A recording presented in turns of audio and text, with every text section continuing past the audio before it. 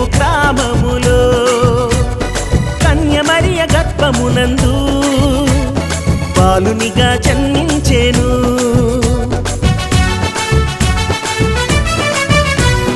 దావీదు పట్టణములో బెత్లెహేము గ్రామములో కన్యమరియ గర్భమునందు బాలునిగా జన్మించెను.